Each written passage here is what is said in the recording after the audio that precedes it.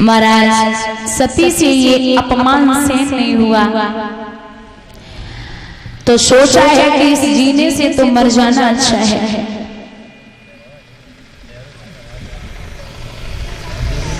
एकाग्रचित होकर के चिता बनाई और जब चिता बनाई है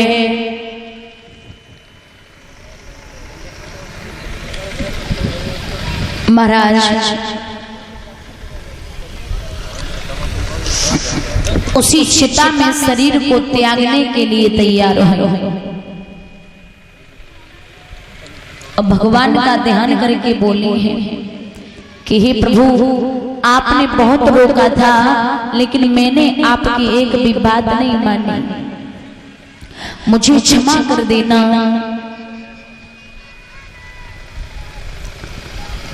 बहुत परेशान हैं, शरीर को त्याग रही हैं। शरीर को जैसे त्यागा तो नादिया भागा, भाग करके महाराज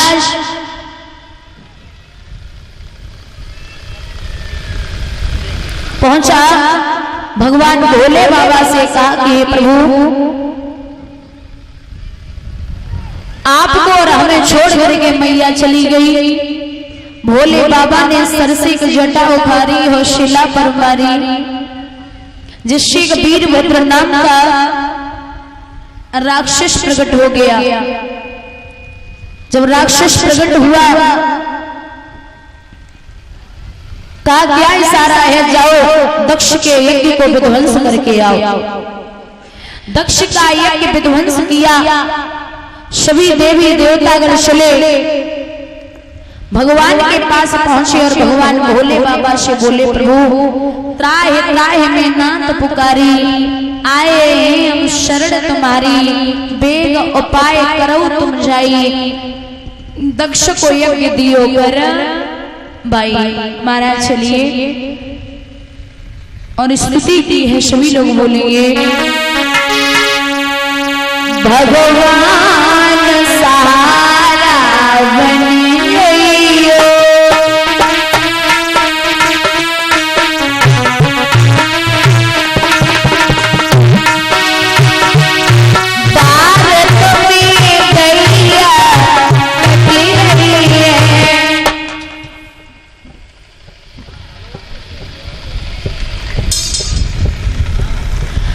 भारत में गैया कटी रही है।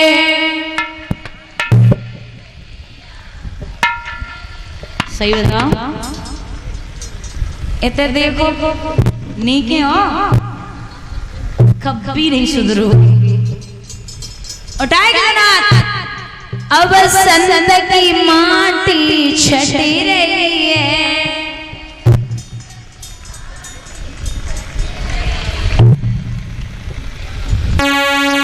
सनतन के प्राण बचाए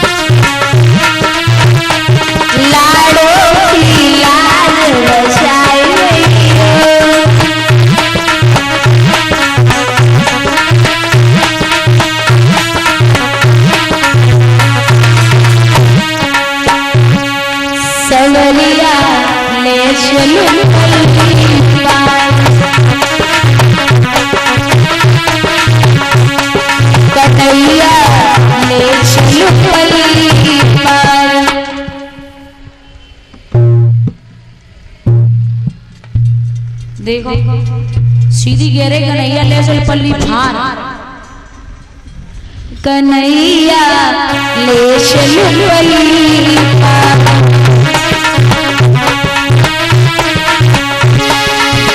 ले चल पल्ली फार रशिया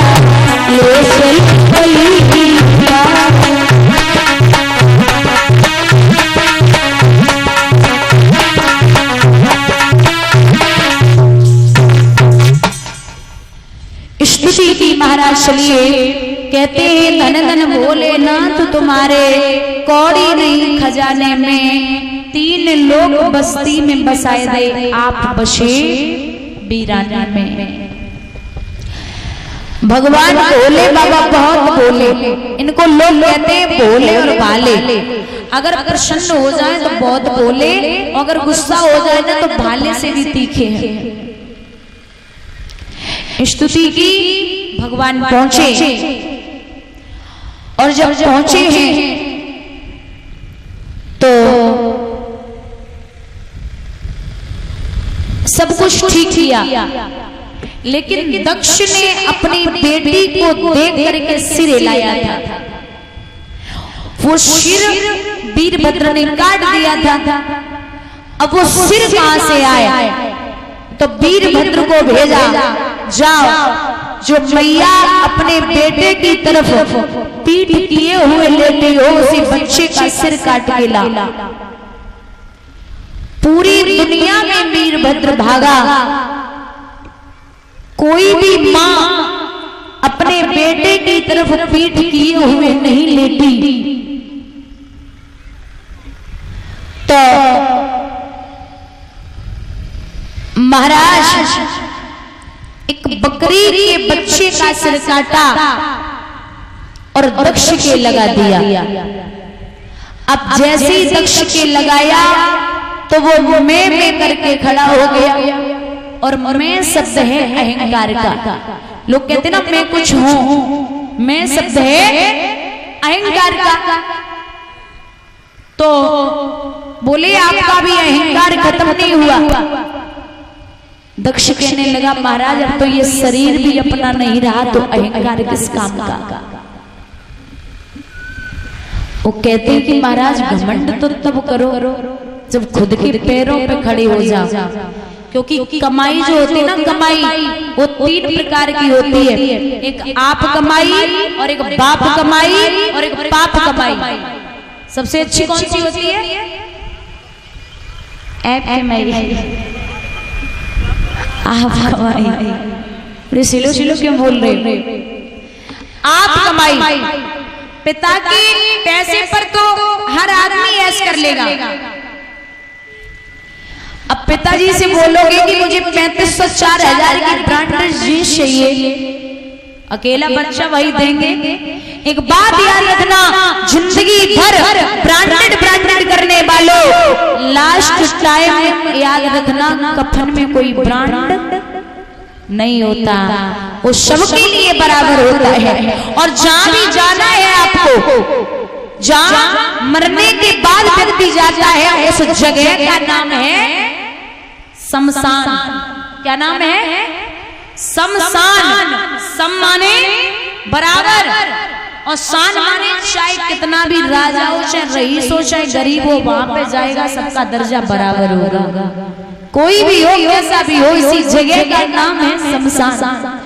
तो याद रखना, कहावत है कि बम्बा की बाप की कमाई और बम्बा की खुद कमाओ ना। 500 कमाओगे ना तो बाप प्राउड फील करेगा कि हाँ मेरा बेटा कुछ लाया है, उसे भी गर्व होना चाहिए।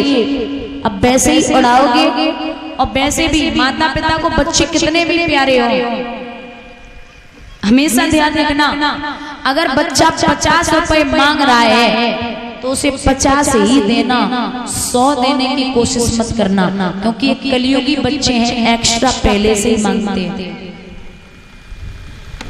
वो 20 रुपए की पहले से ही तकनीकी अपना के रखेंगे कि हाँ मुझे 20 रुपए अलग से लेने हैं, तो इसलिए 100 रुपए देने की कोशिश मत करना, लिमिट में। फिर बाद में कहोगे कि बिगड़ गया, खुद नहीं तो बिगाड़ा है भाई, कैसे नहीं बिगड़ेगा।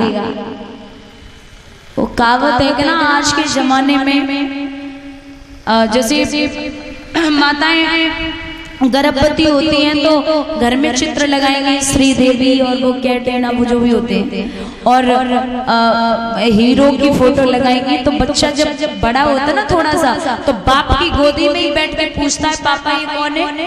पापा बोलते बेटा ये मुंबई के हीरो है। भैया बड़ा होकर के बेटा मुंबई का हीरो नहीं बन पाएगा तो गांव की गलियों का हीरो बन के जरूर दिखा देगा, क्योंकि संस्कार तुमने ही डाले हैं। हे जनीती पुत्र जन के दाता के सूर, नहीं तो यो बांझ रहे तो बैठा गवावे नूर। अगर बेटा पैदा करने हैं तो महाराणा प्रताप और शिवाजी जैसे जो दुनिया में नाम रोशन करे, वरना बेटियां किसी से कम नहीं होती। भली बात जानते हो, एक बेटा जब घर से निकलता है और रास्ते में किसी लड़की से बदतमीजी कर दे, किसी की बेइज्जती करके घर पे आ जाए तो बोलते कुछ नहीं, हो गया तो हो गया, बड़े हैं तो क्या कर दिया तो कर दिया। और अगर वही बेटा जेल में पहुंच जाए ना तो रिहा करवाने के लिए पहुंचेंगे, भाई कोई बात नहीं, अरे हो गया। वहां अगर बेटी घर से बाहर जाती है और लोग उंगलियां उठाते हैं तो लड़की की गलती है, लेकिन जब लड़का स्वयं गलती करके आता है और थाने में पहुंच जाए तो रिहा करवाने के लिए वकील को लेके पहुंच जाते हैं, गलती हो कौन सा बड़ा काम कर दिया। कहते हैं भैया कि अगर तू किसी बहन बेटी के पीछे पड़ा है, अगर तू किसी बहन बेटी के पीछे पड़ा है तो याद रख तेरी बहन बेटी के पीछे भी कोई खड़ा है। ये कलयुग है, सब जानते हो, लेकिन मर्यादा बहुत जरूरी है। हर काम मर्यादा में होना चाहिए। जमाना आज भी बहुत लोग हैं और कहाँ जाएं। स्टाफ में हमारे बड़े भ्राता जी जो देवेंद्र भैया जी हैं, कुछ बाप ऐसे होते, कुछ बेटे ऐसे होते हैं जो पिता के सामने बात नहीं करते, एक चारपाई पे नहीं बैठते। हमारे भैया जी बोलते हैं कि मैं आज दिन तक अगर चारपाई पे बैठा हूँ तो पिताजी नहीं बैठे, और अगर पिताजी बैठे हैं तो मैं कभी उनके सामने नहीं बैठा। इसलिए बाप जब तक घर में है उसकी इज्जत करो, माँ जब तक घर में है उसकी इज्जत करो, क्योंकि आने वाली पीढ़ी वो बदलाव लेगी, आने वाली पीढ़ी वो बदलाव लेगी कि जिस तरीके से आप थोड़ी भी त्रुटि करोगे उससे 1000 गुना ज्यादा आपके लिए है। इसलिए महाराज कहते हैं कि भगवान की कृपा सब पर बनी रहे, जो जैसे कर्म करता है फल तो मिलना ही है, लेकिन सोच समझ के करिए। ये मत सोचिए कि मैं छुप के कर रहा हूँ। अब लोग ये समझ के करेंगे मुझे कोई देख रहा है तो चुपचाप क्यों करें। हर गलत काम लोग अकेले में ही करते हैं, लेकिन इतना हमेशा याद रखना कि अगर कोई नहीं देखता तो ये जरूर देखता है। हर गलती की सजा एक न एक दिन आपको जरूर मिलनी है, चाहे वो 2 दिन में, चाहे 10 दिन में, चाहे 2 साल में, चाहे 10 साल। बोलिए गोविंद भगवान की। महाराज पूर्ण यज्ञ करवाया भगवान ने, यज्ञ करवा करके सभी देवी देवतागण अपनी अपनी उचित विदाइयां लेकर के अपने अपने धाम के लिए चले गए हैं। बोलिए वृंदावन बिहारी लाल की। एक छोटा सा भजन, उसके बाद में आरती। और कल बड़ी पावन कथा होगी। सुबह की टाइम में शिव विवाह